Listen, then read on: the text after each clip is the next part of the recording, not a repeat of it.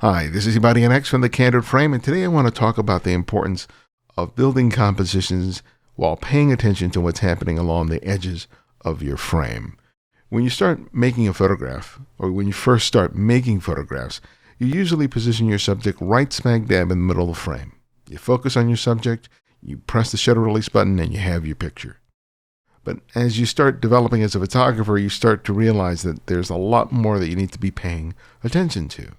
You need to pay attention to the foreground or the background, what's in front of your subject, what's behind your subject. And then you also have to start paying attention to what's happening to the left, to the right, above, or below your subject, regardless of what plane they exist in. Because all of those elements, besides your subject, can make or break your photograph. How many times have you taken a photograph thinking that it's going to be a great image, only later when you pull it up on your computer and you look at it and you realize there was a bunch of stuff in the frame that you didn't see that ruins the shot. And it really is important to start developing that skill, that sensibility of paying attention to your frame as you are shooting. And for me, there's nothing more important than scanning the edges of your frame and making the conscious choice to either include or exclude elements from my frame, so that it's not just about this singular subject in the center of the frame, it's about the entire composition. I've chosen 3 images to sort of highlight that point. Our first shot is by Granite. It was made with a Leica M at 350th of a second at f8 ISO 800. So we have a wonderful shot that was made in Kolkata, India, and we have this vendor who appears to be raising a bunch of bananas down from the bottom of the frame. You can see the hand here. And then you have someone here who's either pulling up the entire bunch or trying to pull on an individual banana from the bunch. So we have a really strong dramatic moment in the center of the frame. I love the way the hand extends from the bottom of the frame and how these bananas sort of lead us to this guy here. And this guy's arm and his gaze all are sort of returning us here to the central area of the frame where there's just a lot of interesting stuff happening in terms of repeating shapes, patterns, color, contrast, sharpness, all of the things that make a real good photograph. It all exists here within that center area of the frame. But I think it's some of the other things that exist along the edges of the frame that really help to make this shot really interesting.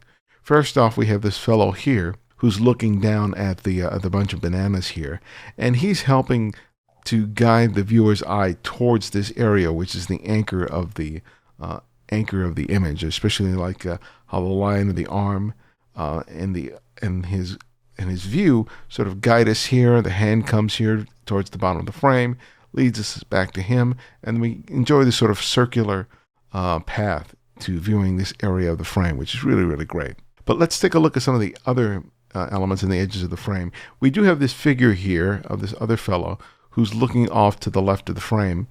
For me, it doesn't bother me because I feel like he brings a sort of overall balance in terms of the presence of the 3 men and the hand here. I think it works for me just nicely enough. But then we have other things here, like I love how we have these other human figures here in this window. We have the laundry that's hanging, as well as this laundry that's hanging here, which is also helping to provide us a really nice sense of place. I especially love the assortment of colors that exist throughout the frame. There's a lot of repetition of greens that happen throughout the frame, but it's the presence of the blues and the reds and all of this stuff that make for a nice play of color throughout the entire image. And it's a really good composition in a lot of respects. But again, it's about, look at the edges of the frame and see how those elements here really help to sort of reinforce and build the action that's happening at the core here. There's nothing here along the edges of the frame that detracts from this. There's nothing that ends up competing with this for the viewer's attention. And that's really the key thing that you need to look at when you're looking at your own compositions. Is there something that you're including in the frame that's going to compete with the main subject for the viewer's attention? If that exists, that usually ends up weakening the photograph. Here we have a shot by Avi Bakker. We have no XF information in here. So here is a photograph in which the central subject really isn't important at all, right? We have this sort of pillar or some sort of obstruction that exists within the center of the frame. There seems to have been some tape or some paper on this thing, maybe some posts.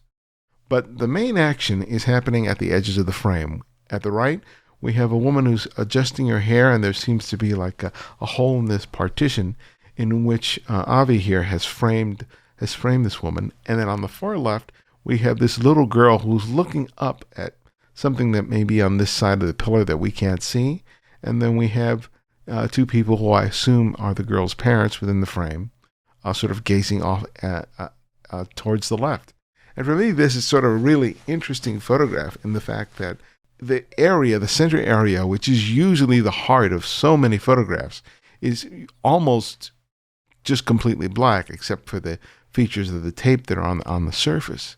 And yet there's a really intriguing and interesting draw for me when I look at this shot because of the relationship that I create between the woman on the right and the girl on the left. They have no relationship to each other, but within the context of the frame, you kind of go back and forth between their two faces, as if your brain is trying to sort of make a connection where one doesn't exist other than visually. I think what makes this shot really, really great as well is just the quality of the light on the girl's face and on the woman's face.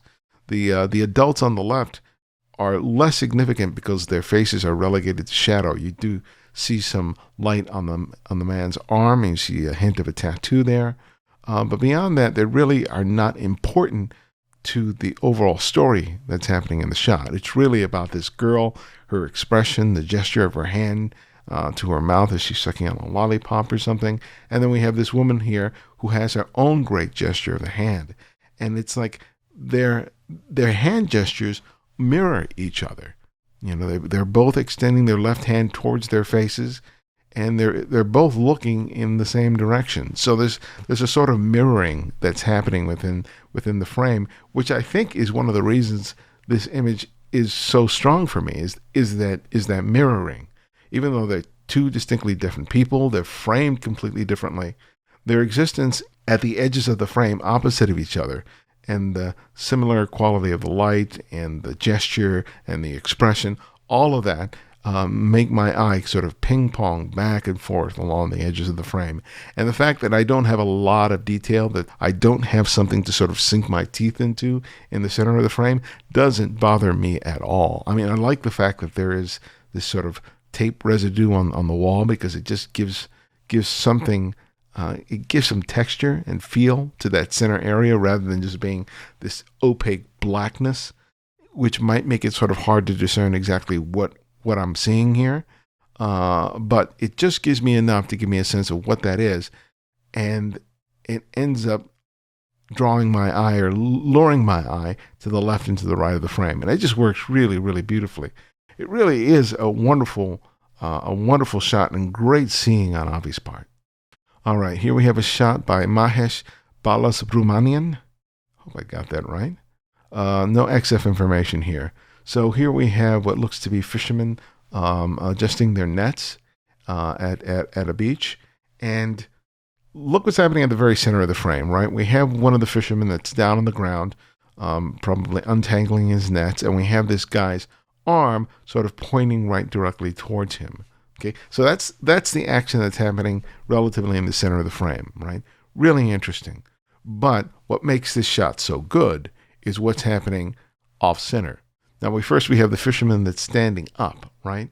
And his body language is fantastic because he creates this wonderful triangle here that peaks at the top of his head. His arm goes down here, and you can see the shape of the triangle here by the net. So you have this wonderful flow. I especially love this gesture of the hand here, sort of leading us back here. And it's just a wonderful and strong gesture. And I love how the exposure is done. So his face is relegated to shadow. He's almost silhouetted. We just have enough detail in his face and his clothing to give a sense of, who he is. And then we have this other fellow here in the lower left-hand side of the frame wearing some sort of head wrap, whose gaze is falling towards the mound of netting that's on the ground here. But look at how this composition is its success is so critically based on what's happening on the things that are not in the center of the frame.